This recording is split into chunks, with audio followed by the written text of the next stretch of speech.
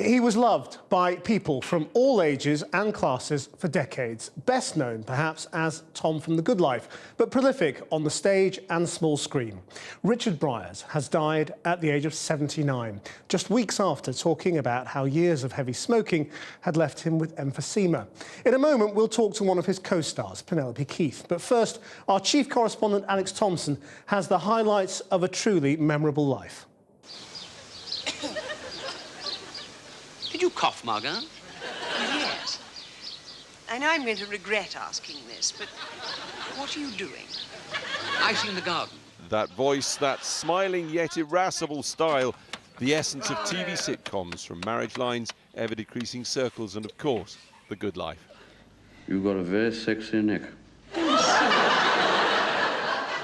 You've never seen my neck. I'm looking at it now, Margaret.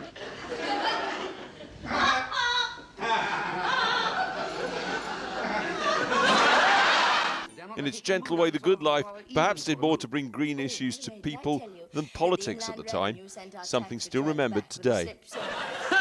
You call yourself a bean, do you? You could have certainly fooled me.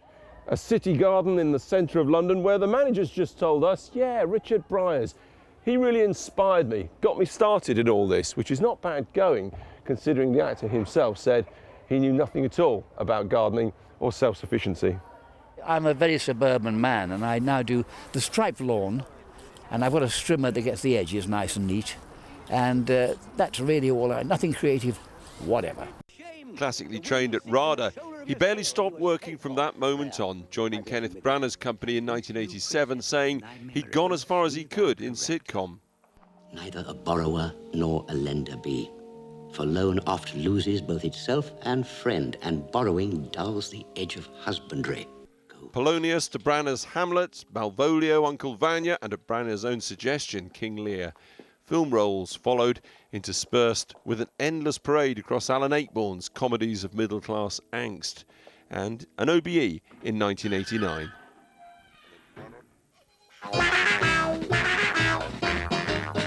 But of course, there was still time to be rhubarb. One sparkly day, in the middle of a cold spell, Rhubarb went out into the garden and noticed right away that his mouth was on fire. Rhubarb thought of nothing except the fact that he was the luckiest dog he knew. HMS Grimbogle, do your worst. National treasure status long assured, now garnering a new generation of fans. Richard Briers was diagnosed with emphysema 5 years ago, and it would eventually take him. He blamed the smoking, saying recently, "It's totally my fault. Of course, when you're bloody nearly 80, you've had it anyway." A little harsh, perhaps, as Polonius said all those years before. To thine own self be true, and it must follow as the night the day. Thou canst not then be false to any man. Farewell.